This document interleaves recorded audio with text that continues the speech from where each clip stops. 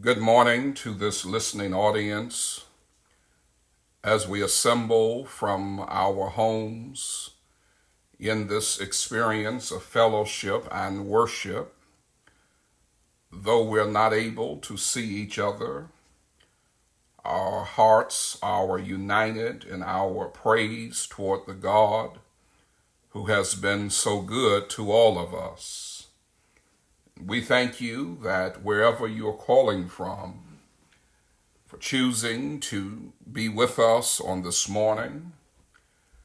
We ultimately hope that God is pleased with the praise that we render him. And we also want you to know that we are encouraged by the joining together through this technology forum, whereas the devil cannot keep us from worshiping our God. And so we give him thanks that things are as well as they are. I want to thank both of our song leaders for the words of praise that have been delivered. Appreciate Brother Gerald Brown as he and his family are grieving a loss of a dearly beloved loved one, and yet his ability to be strong for his family and to be able to continue to be a part of our worship experience. And I thank Brother John Mitchell, and I am appreciative for that particular song, because God's people need to be reminded that we have victory in Jesus. Shortly, we will be calling on Brother Kevin Green to offer prayer requests for those who are in need of heaven's answers to life's questions. But I wanted that song to be sang so that prior to our prayer requests, our minds can be comforted by the fact that we have victory in Jesus. This morning, I want to direct your attention to the book of Hebrews. If you will meet me in the 11th chapter and verse number 8 is where we will begin our reading for this Lord's Day. Again, that's Hebrews chapter 11, and we will begin reading at verse number 8. We encourage you to take notes, to jot down scriptures, and to go back and read those notes and read those scriptures, as we are confident that there is a blessing in the words found on the pages of inspiration. Hebrews chapter 11, beginning with verse number 8, the Bible says, "By faith, Abraham, when he was called to go out into a place which he should after receive for an inheritance, obeyed, and he went out not knowing whither he went. By faith he sojourned in the land of promise, as in a strange country, dwelling in tabernacles with Isaac and Jacob, the heirs with him of the same promise. For he looked for a city which hath foundations, whose builder and maker is God." From this passage, the subject this morning is, where do we go from here? Where do we go from here? Our study of the Bible provides two meaningful benefits to us. The most important and most obvious is that it serves as a road map to heaven. Man, because of sin, is on the pathway to eternal destruction in hell. But the Bible is God's map to redirect our course so that we might be with him for all of eternity. Yet the Bible's benefit to us does not stop there. It also serves as our instruction manual to navigate through this otherwise confusing journey called life. Naturally, we possess a worldview. That is, we think and act through the lenses of our worldly perspective. That perspective causes our problems and explains our pain. We need, as best we can, God's perspective. The way we have been doing it is getting us in trouble again and again. Learning to approach life with a God view as opposed to a world view makes the difference in not only our eternal fate, but it is the difference in how we experience time.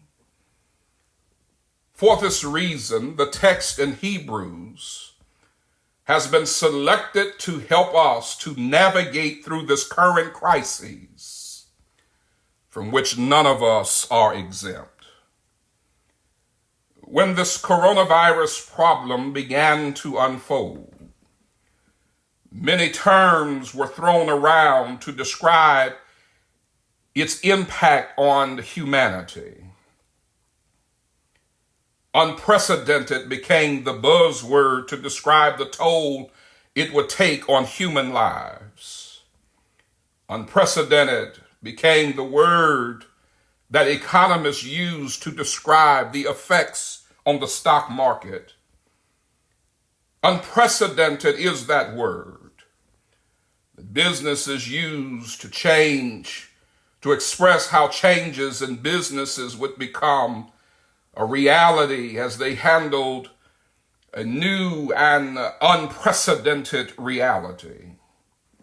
Limitations were placed on people everywhere, all across the world, in hopes of mitigating the effects of this deadly virus.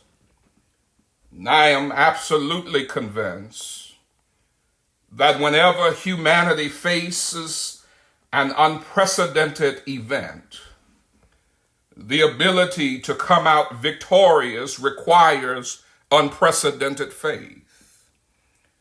That's why Abraham's narrative deserves our utmost consideration and understanding. At a time when so much is unknown, when so little progress has been made, and when no clear leadership exists, we are either left to our own thinking or must come to trust God like never before. Currently, this problem that plagues people everywhere has no certain end date in mind. Though states are slowly but surely reopening, the death toll continues to rise. Without a vaccine or cure, there's no barometer to determine when it will actually be safe to return to business as usual. The lack of criterion for safety is lost on the minds of elected officials who politicize this problem as if the virus discriminates along party lines. Economists and the health community clash about wealth and health. Indeed, these times are troubling to the soul.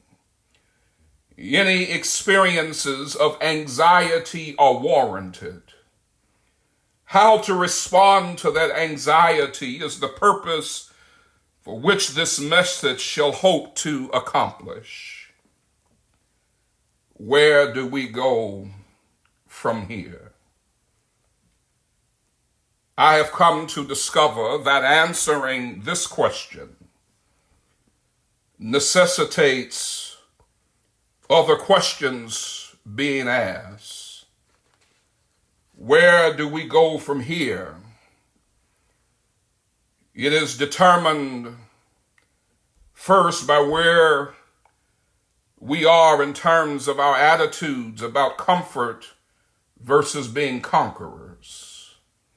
Where we go from here depends on whether we want to be comfortable or whether we want to be a conqueror.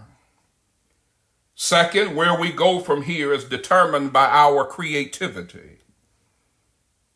Third, where do we go from here is a destiny requiring commitment. In essence, to answer this question, where do we go from here? We have to assess and come to understand where we stand in terms of comfort, where we stand in terms of creativity, and where we stand in terms of commitment. And if we are able to answer those queries, then we are able to determine where we go from here. First, consider this thought. Where we go from here depends on whether we want to be comfortable or conquerors. Beloved, faith never promises comfort nor convenience.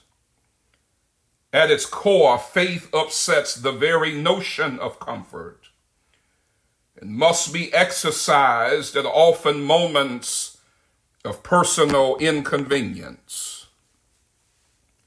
This demonstration of faith's challenge is quite evident in Abraham's life. In Genesis chapter 12 and verse number 1, we read a fascinating tale about becoming uncomfortable in order to become a conqueror. There we see in Genesis 12, verse number 1, these words. Now the Lord had said unto Abram, get thee out of thy country and from thy kindred and from thy father's house unto a land that I will show thee. And I will make of thee a great nation, and I will bless thee and make thy name great, and thou shalt be a blessing, and I will bless them that bless thee, and curse him that curseth thee, and in thee shall all families of the earth be blessed. One could easily look at Abraham's mention in Hebrews 11 as one whose name is in the Hall of Fame of faith. We could all want and desire that level of recognition by God that he would mention Abraham among those who demonstrated great faith. But what we have to come to see about Abraham is that in order to have been listed as one of great faith, Abraham had to be willing to find himself uncomfortable, having to leave his country, his kindred, and his father's house. God upset his comfort zone. Genesis 12 shows how faith upended Abraham's level of comfort as he knew it. The rewards of faith can only be realized by the exercise of faith in periods of testing.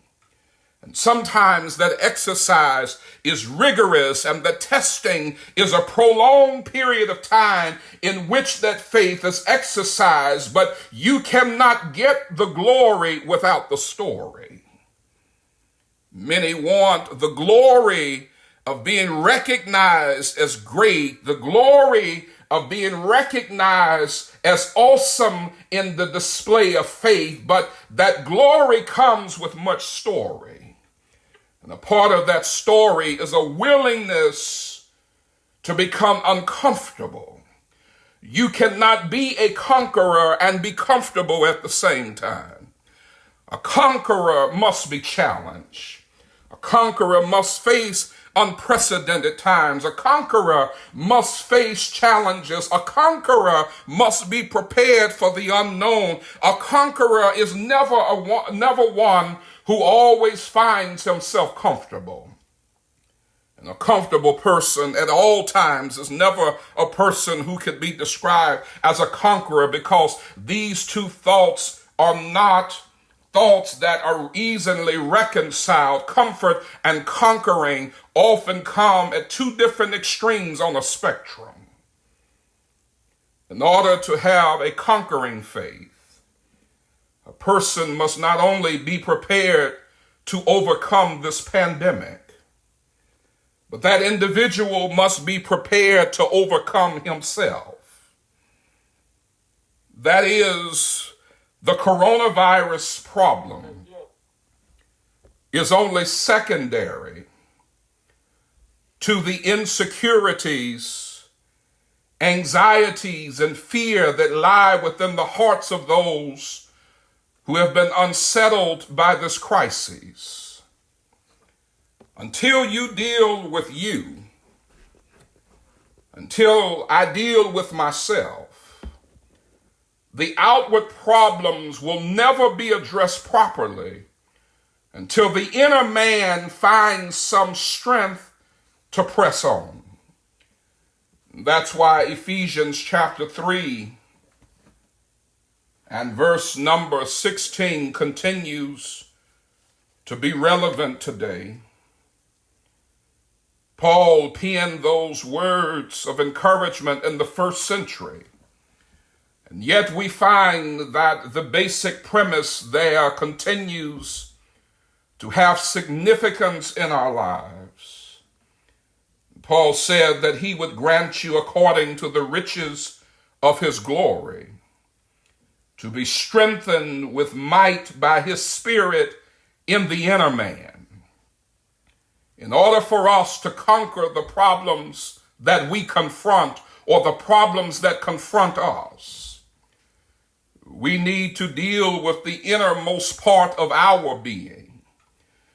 The greater problem is not the problem on the outside. It's not the coronavirus. It's not other ailments. It's not those problems on the outside. The greater problem is the man on the inside and his weaknesses, his insecurities, and his inability to deal with life. That's the problem that needs to be addressed. And so we have to accept the momentary discomfort while we walk the path before us. It is in that God is trying to move us from our point of comfort to that of being a conqueror. A conqueror is one who sees the challenge, faces the challenge, and addresses the challenge. We could shrink at the sight of the problem. We could give up. We could become discouraged and resign ourselves to continued comfort. But comfort will never find us standing on top of the mountain, achieving any measure of victory.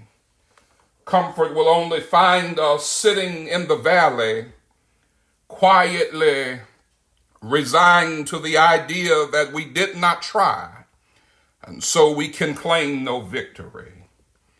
When I look throughout the Bible, I am encouraged that sometimes you must become uncomfortable in order to become a conqueror. When I read the sacred scriptures, I see that Moses in Exodus chapter 2 and verse number 21 is said to have been content to dwell with his father-in-law and his wife. And yet God called him out of that comfort, out of that contentment, to lead the nation of Israel from bondage on toward the promised land. When I read in the Bible, I discover that God often upsets comfort zones in order to make someone a conqueror. Joshua had to lead a grieving people in Joshua chapter 1 across the chilly streams of the Jordan. Surely it was not comfortable to have to face this new experience of leadership after the death of Moses, dealing with stubborn and grieving people, is not a combination that one as a leader would desire, and yet God called him to lead those people to the promised land.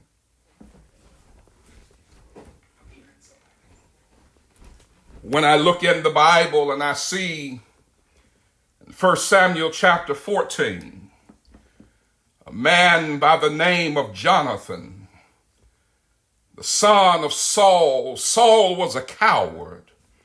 And there came a day where Saul had to battle the Philistines, and surely it was not a comfortable experience, especially with having a spiritually weak daddy in the person of Saul. And yet God allowed Jonathan to become uncomfortable to successfully defeat the Philistines. That was an uncomfortable experience, but it led to him being a conqueror.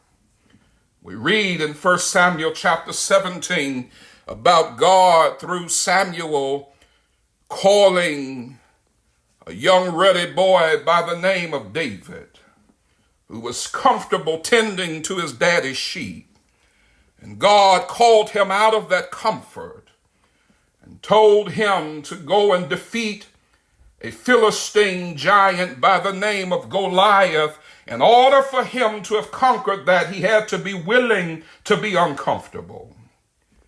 When I read about Elisha in 1 Kings chapter 19, somewhere around verse number 20, Elisha was comfortable plowing the field with the yoke of oxen. And there was a man by the name of Elijah who God determined needed some assistance in doing the job that was before him, because Elijah found himself distressed and full of anxiousness. And God summons Elisha. And what is interesting about Elijah and Elisha is that the Bible tells us that Elijah performed 8 recorded miracles. Elisha, his successor, performed 16, having asked for a double portion of Elijah's spirit. Elisha would have never performed 16 miracles had he not been willing to become uncomfortable and leaving his mama and daddy. In fact, he said, let me go and kiss my mother and father goodbye so that I can go and do what God has called me to do. There comes a time where in order to be a conqueror in faith, you have to endure a period of being uncomfortable. And so where do we go from here is the question of the hour. Answering that question is determined by your willingness and my willingness to endure moments of discomfort, moments of inconvenience. The second part of determining this direction, where do we go from here, is determined by our creativity. Some wonder why God permits human suffering. That question baffles the minds of both philosophers and theologians, not to mention the common man wrestles with understanding the reality of suffering. One thing lost in the quest to understand God's permissiveness of that which we abhor is the discovery of new ways to express our potential. Without sickness, man would not be able to tap into his God-given genius to create medicines and cures. Without natural disasters, man would never have the notion to discover ways to create safer buildings for his habitat. Without accidents, man would not study ways to improve safety in things like airplanes and automobiles. Without victims, man's heart would not be inclined to seek the welfare of others. Without those who suffer, the compassion in man would never be evoked to bring about social service programs, advocacy groups, and protective measures to limit abuse. I do not suggest that God gives us the undesirable intentionally. All of the problems we encounter and the pain felt comes as a result of living in a fallen world. The Almighty provides us the means to overcome this fallen state by instilling within us the drive and ability to overcome difficulty. And I would suggest to you that as we look at how to be creative in the midst of problems, that this problem that we are facing, that the church will never be the same, and thank God for that. The problem with the church is that it has become defined by four walls. It has become hindered by man's traditions. The church, in many regards, has become stifled by a lack of fervor for the cause of Christ. And this reality shows us what the church has the potential to do and what the church has the potential to become.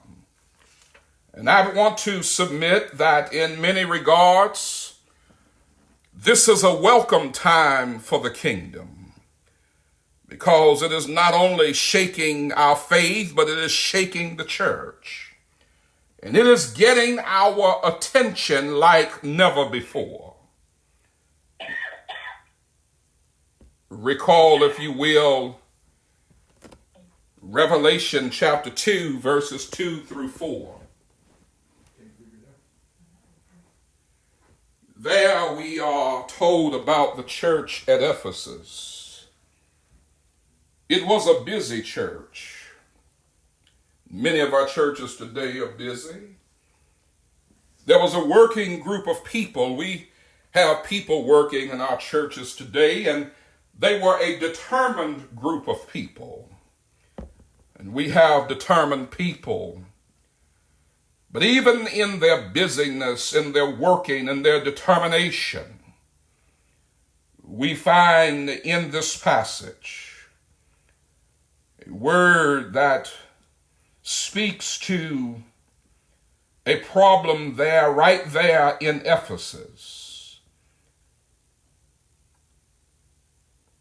Revelation 2, beginning with verse 2, I know thy works and thy labor and thy patience, and how thou cannot bear them which are evil, and how thou hast tried them which say they are apostles and are not, and hast found them liars, and hast borne and hast patience, and for my name's sake has labored and has not fainted. Nevertheless, I have somewhat against thee, because thou hast left thy first love. Notice the compliment to the church. Notice the things that were affirmed, and yet we see a word there, nevertheless.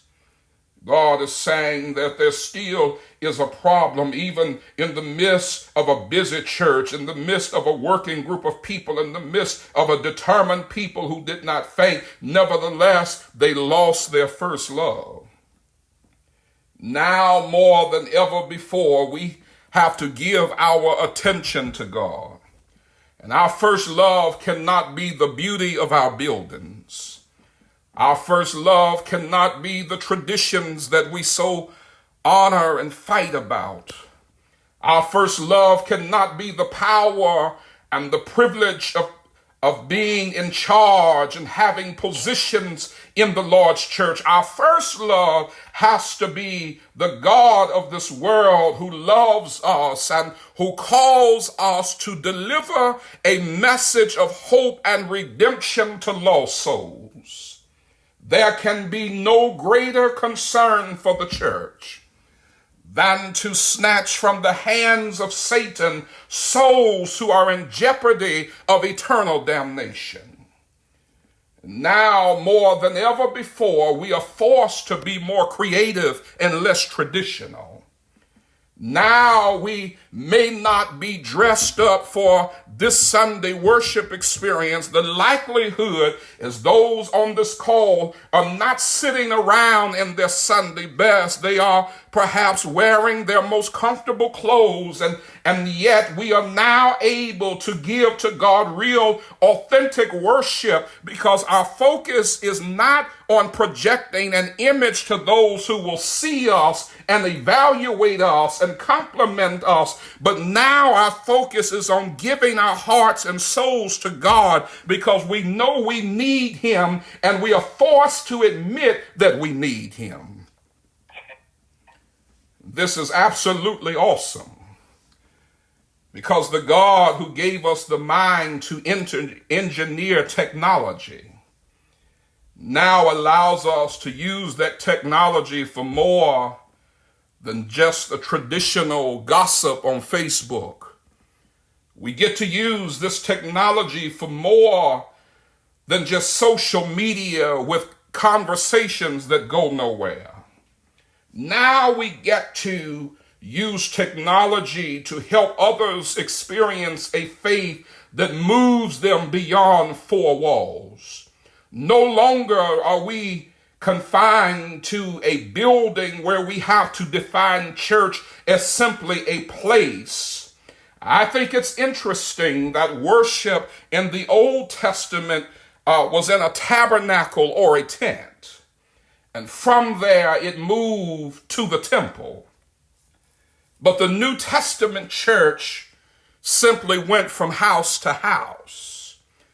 And I'm not discrediting or discounting in the proper context the value of a building. What I am trying to get us to understand is that the real value of the kingdom should never be limited to a building. And that our worship and fellowship now, we understand, can extend far beyond what we've always thought. And now we can reach people in remote places. Now we can reach people in underserved communities. Now we can reach people who have a hunger and a thirst for God's word. And they don't have to sit in our buildings to be members of our churches. They don't have to reside in our cities to be a part of our fellowship. God has made it possible for us to extend beyond our geographical boundaries and get the message of Calvary spread like we've never done it before. When you look at the Bible, I'll give you some scriptures. Take note, I'll mention them twice. God did not restrict worship to a place. Read when you get time Matthew 18 and verse 20. Read Acts 2 and verse 46. Read Acts 5 verse 42. Read Acts 20 and verse 20. Read Romans 16 and verse 5. Read 1 Corinthians 16 verse 19. Look at Colossians 4 and verse 15. Look at Philemon 1 and verse 2. Again, Matthew 18 verse 20. Acts 2 verse 46. Acts 5 verse 42. Acts 20 verse 20. Romans 16 and verse 5. 1 Corinthians 16, verse 19. Colossians 4, verse 15. Philemon 1, verse 2. What I want you to notice is that we do not have to be in a place that has been so designated as a church building to do the work of God and worshiping God and calling others to God. They met from house to house. They went from place to place. And too often we misunderstand the mandate of the Great Commission. The Great Commission says, go into all of the world. And the problem that we've had in executing the command of the Great Commission is that we've told all of the world to come into our building. Now we get to be creative and get outside of our building and meet people right in their living rooms, right in their cars, right in the cubicles on their jobs. Now we can reach people and exercise a creative faith that says we do not have to define church the way we've always defined church. We do not have to limit fellowship and limit worship because of geographical boundaries. Now we can be connected and hope that as a result of that connectivity, we lead more souls to heaven than ever before. Think about the fact that healthcare facilities are moving to telemedicine options. Schools from elementary to university levels are offering distance learning and virtual options. Restaurants and retailers have created contactless pickup and delivery choices. Companies are finding more productivity in workers working from home. The judicial system, including the Supreme Court, they're finding new ways to hold court. The church must evolve in order to be relevant. Where do we go from here? We have been asked this question by many who are listening on this call this morning. Many who are listening to our calls during the night are saying, what will happen to this after this crisis? Will this endeavor stop? Will you stop offering prayer? Will you stop offering commentary? Will you stop giving a message? What will happen? And I'm going to tell you what's going to happen after this pandemic is we're going to keep on doing what we've been doing. We're going to keep on reaching out. We're going to keep on establishing ourselves in such a way that those in remote places, those in distant places, those who desire to benefit from this ministry can, that those who are sitting 1,000 miles away, if they so choose to be a member and a part of what we're doing, we're going to keep doing that because God is calling us to a faith that says you cannot keep doing what you've always done and expect some different results, that we're going to use that faith in a creative way so that we can keep on reaching people for God's glory and for God's honor.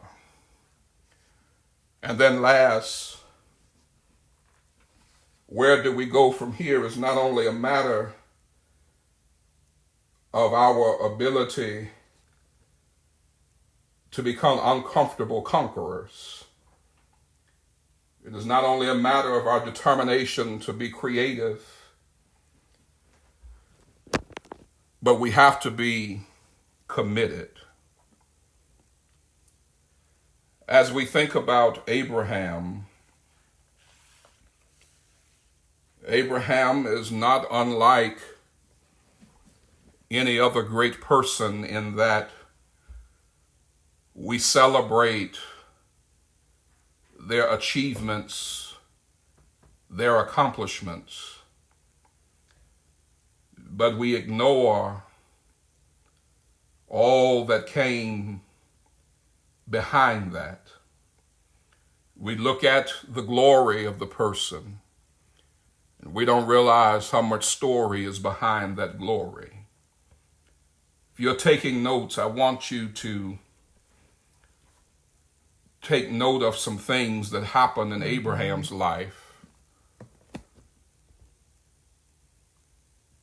It's important that you understand that this man who is listed as a great man of faith had problems just like we face. Abraham was not exempt from the worst. He just had access to the best. We're not exempt from the worst. We just have access to the best. In Genesis chapter 12 and verse number 10, Abraham had to deal with a famine in the land. In Genesis chapter 12, verses 14 through 15, his wife was taken by Pharaoh. In Genesis chapter 13 and chapter 14, his nephew Lot had to deal with personal difficulties, and sometimes the choices our loved ones make, whether they know it or not, affects us. And their ill-timed and bad choices inflicts much pain and harm to us. And so it was when Lot pitched his tent toward Sodom. In Genesis chapter 15, Abraham and his wife had to face the reality of Sarah's barrenness, her inability to have a child through natural means. In Genesis chapter 16, Abraham and Sarah had to suffer the consequences of a bad choice, and that Hagar was given to Abraham, and this resulted in a child, Ishmael, being born. And this proved to be difficult for Sarah and caused much problems between Sarah and Hagar, and even the descendants of Ishmael and Isaac results in war and conflict in the world even to this present time. In Genesis chapter 18, verses 12 and 13, Abraham had to deal with a wife whose faith was so shallow in the moment that she laughed at God at the thought that she would have a baby in her old age. Genesis chapter 19, Abraham again had problems in his family. When the Sodomites went to Lot's house, and the vicious men of that city tried to rape guests who were residing at the house. Genesis chapter 22, Abraham's faith was challenged when God told him to offer Isaac, the son of promise, not his only son, Ishmael being one of his sons, but the son of promise, Isaac, as a sacrifice. Certainly, that was an uncomfortable moment. In Genesis chapter 23, Abraham's beloved wife, Sarah, died. And I've walked you through this brief narrative of Abraham's life, talk about the famine, to talk about his wife being taken by Pharaoh, the difficulties of Lot, the barrenness of his wife, the problems with Hagar and Ishmael, the lack of faith of Sarah, the problems with the Sodomites, the challenge to offer Isaac, the death of Sarah, to let you know that Abraham is a person of glory, but Abraham had as much story in his life as any one of us. But he had a faith that was committed.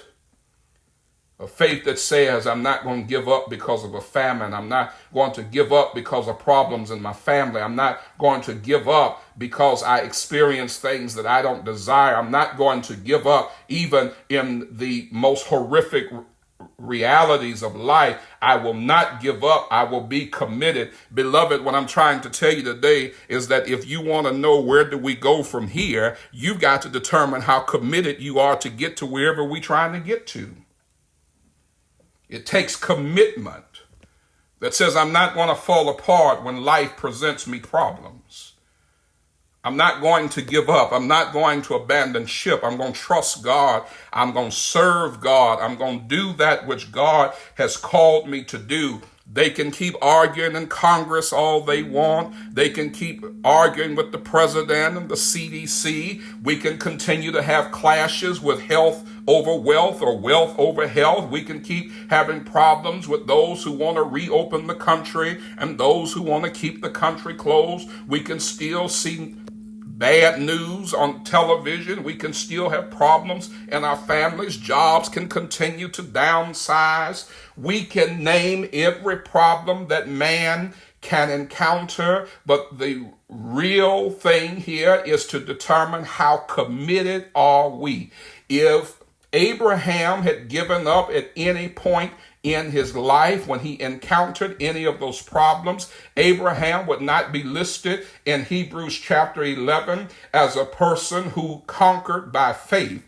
Beloved, don't abandon your faith. Don't give up. Don't leave the ship of Zion. Trust in the Lord and be committed, and know that on the other side is victory. On the other side is our peace. On the other side is our ability to have contentment. But until we get to the other side, we might have to be uncomfortable, but always remember that conquerors are never comfortable all the time, and folks who are comfortable all the time are never conquerors. I think that's worth repeating. Conquerors are never comfortable all the time, and folks who are comfortable all the time are never conquerors. We have to be creative. We have to find new ways of doing God's mission for us, God's purpose for us. We have to do things in a new way, in a creative way. And we don't want anybody to think that when this problem is over, when this pandemic subsides, that when we get on the other side, that we're going to abandon you or that we're going to be disconnected. We're going to stay as connected as you want to be. We're going to be as committed as you want to be committed. We're going to be there. We're going to have church. We're going to have worship. We're going to have praise. We're going to have fellowship. We're going to be able to edify and help God's people, because we have to find creativity in the midst of a crisis, and we have to be committed. And I promise you that if you're willing to be uncomfortable to be a conqueror, if you're willing to be creative in the midst of a crisis, and if you are committed, God will show you a blessing that you have never seen before, and we will come through this better than when we were in it. And I promise you that as a result, if God gets the glory, that he'll share that glory by giving us his favor. He will share that by allowing us to be recipients, not because he owes it to us, but because he chooses to give that to us. How do we know that? Because that same Bible that we read about Abraham's faith says that God is a rewarder of those who diligently seek him by faith. And so if we continue in a faith that finds us uncomfortable, a faith that finds us creative, and a faith that finds us committed, God will reward you. And what God rewards you, you don't have to worry about the IRS taxing it. What God rewards you, you can't be afraid of man trying to take it, because what God has for you, can't no man take it from you. When God opens a door for you, can't nobody close it. And even if they try to close the door, God will open up some windows for you. You just have to trust God to say, Lord, I'm uncomfortable, but that's all right, because conquerors are uncomfortable. Lord, I'm going to be creative in the midst of my crises. And Lord, I'm going to be committed, because when I read Abraham's life, I see a man that's got glory, but I see a man with some story. And since I'm in my story right now, I'm going to trust my glory is going to come in due time. The Bible says we shall reap if we faint not. Beloved, don't give up on God. Don't abandon God. Don't wave the white flag of surrender. Be committed, and you too can have some glory after your story. May God bless you as we try to be people of great faith. Where do we go from here? We can go wherever your faith says go. We are limited limited by faith, and we are empowered by faith. We can reach whatever limits your faith say. If you have little faith, we're going to go little places. If you have great faith, we can go to great places. If you have limited faith, we'll have limited power. But if you have great faith, we'll have great power. I hope, trust, and pray that something has been said to help you as we navigate through these difficult times. May God bless you and may God keep you as we call on Brother Gerald Brown to offer us a song of encouragement.